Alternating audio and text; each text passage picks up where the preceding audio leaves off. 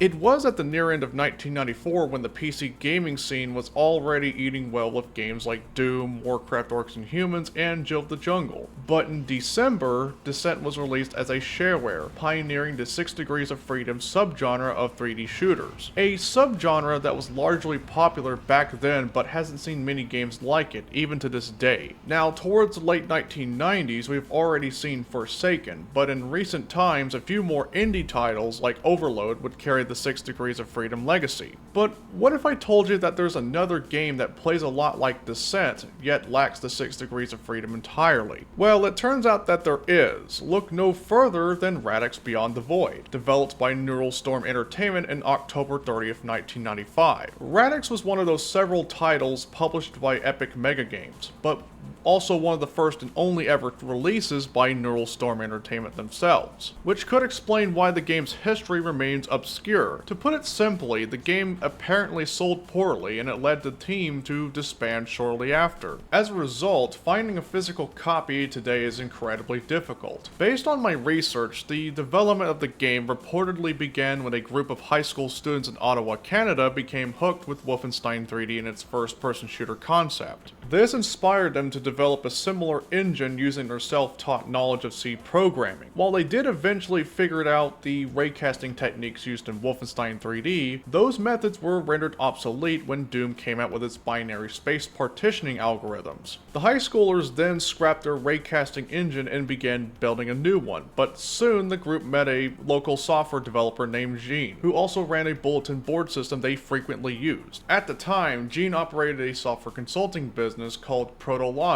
alongside his partner, Rui, who was looking to break into the educational games market. The two parties would partner up to develop a project titled Ice 3D, a futuristic Blade Runner-esque game set in Ottawa that combined action with educational elements. However, the partnership was apparently short-lived as a result of constant stalling from their business partner combined with a lack of funding. Soon, the high schoolers formed an independent company to continue developing their 3D engine, which ultimately became the foundation for Radix. Sometime later, the group met Union Logic co-founder Mark Lewis, leading to a publisher deal. Keeping in mind that this was the same time Union Logic was developing a sequel to Jill of the Jungle, which eventually became Vinyl Goddess from Mars. However, from my understanding, Union Logic struck a deal with Epic Mega Games, resulting in the game becoming co-published by Epic and Union Logic themselves. Originally, the game was set to be called Radix Into the Void, about as early as November 1994.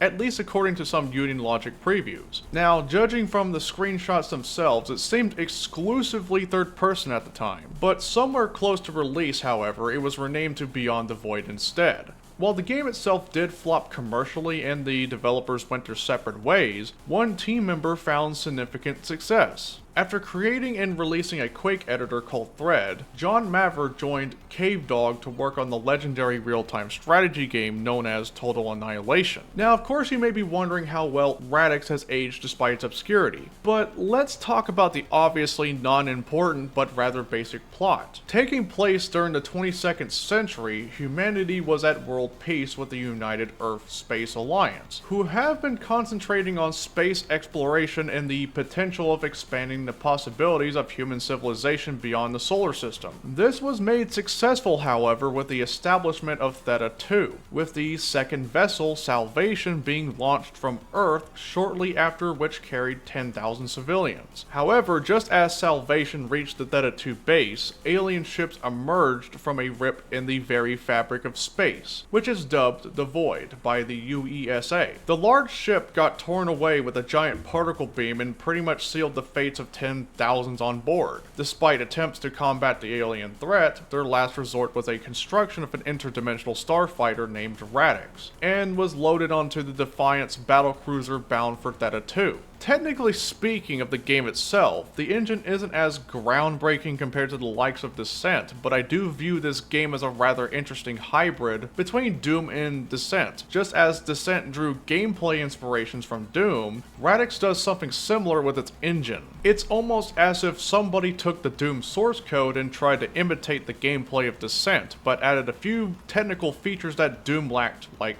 slopes. Unlike Descent's more linear progression, Radix is split into 3 episodes, ending in the void. And if you weren't a fan of racing to the exit door every time you blew up a reactor in Descent, then Radix may be for you, because levels are progressed by completing a primary objective alongside a optional secondary objective, if you wanted to complete it 100%. Now, level progression aside, the weaponry in Radix is solid, to say the least. Beyond the upgradable neutron cannons you start with, the standard EPC serves as one of the game's few non-energy weapons. It fires shells at a rapid pace and proves highly effective against swarms of low-tier enemies. While Descent itself was essentially a non-violent shooter, or could be looked at as one unless you're blowing up your friends in multiplayer, Radix introduces a more visceral element with destructible alien enemies and eggs. Gore wasn't really common in 6 Degrees of Freedom first-person shooter games, since you're typically fighting robots or ships, though Forsaken is a rare example that embraced a grittier space biker aesthetic. The plasma spreader would be the third weapon in the game, but it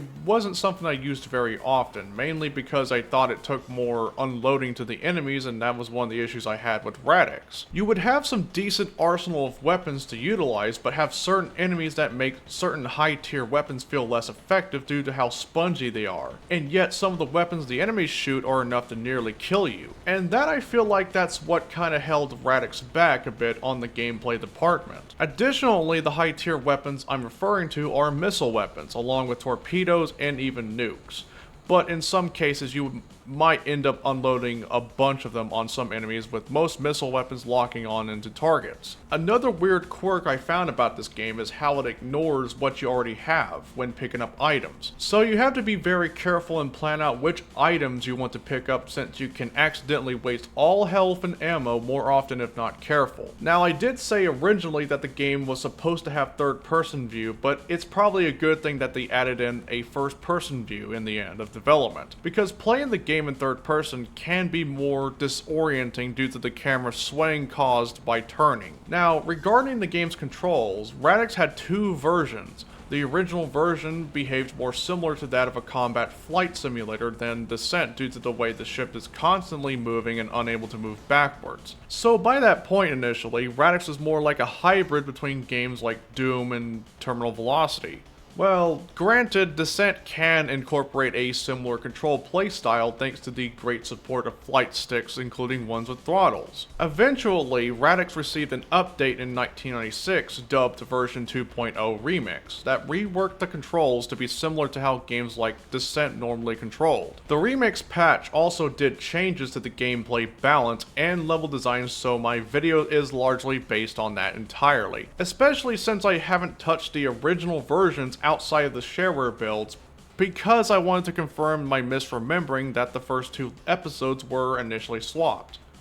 Thank you, brain. Now, despite the weird quirks, I do believe that I had a good experience with Radix when I did a playthrough both on my 486 DX4 and my streamed playthrough on faster hardware. And I do like the fact that there is a auto detail setting that lowers based on how much is going on at the same time. Radix also shipped with multiplayer support, but getting footage of it proved to be difficult, not only because it's an obscure title that sold poorly, but the network code itself did not translate well onto the internet. Apparently the game had support for the IPX protocol and modem play, but only the latter appeared to be stable in comparison due to the highly frequent sync errors when played under IPX. So unless you had a few friends that you were able to invite to your home to nuke each other on a local area network, you either have to deal with modem emulation through DOSBox or don't play the multiplayer at all. Which is a shame, because from my testing it looked to be fun, but couldn't properly get the feel of it due to network code jank.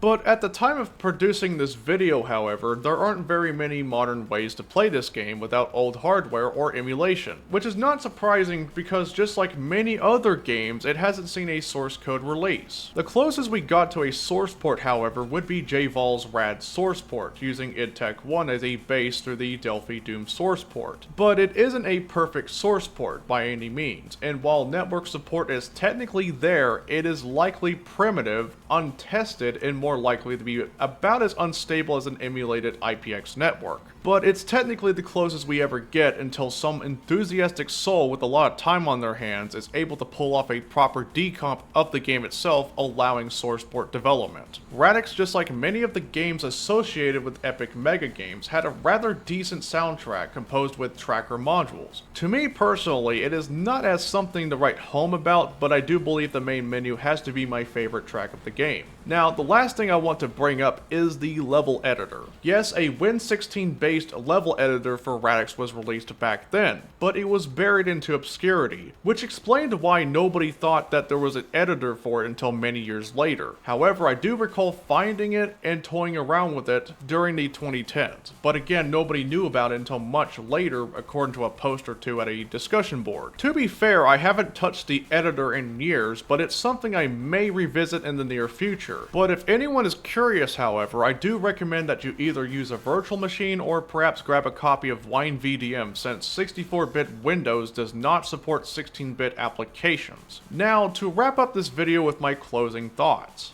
Radix, despite its weird quirks based on my playthrough of the remix version, is still a game I enjoyed, and it's worth checking out for those wanting to get a taste of barely known DOS games that almost nobody remembers. I mean, the game did not sell too great, and the company went out of business not long after the release of what's perhaps their only title. Radix, from my understanding, is still considered abandonware, so there are a variety of places where you can grab a copy. Just keep in mind that when looking for a copy off the internet, that the remix version is recommended since it's more common to find than the original versions. Anyway, that's about it for this video. I hope you found this video interesting enough for you to check out this game. If you got any thoughts about the game itself, then please give me a comment. I would like to give thanks to my tiny amount of Patreons, with a vocal shout out to Kuji. If you'd like to see this list grow and help support the channel, the link will be in the description. Thank you for your support. And as always, thank you all for watching and peace out. See ya.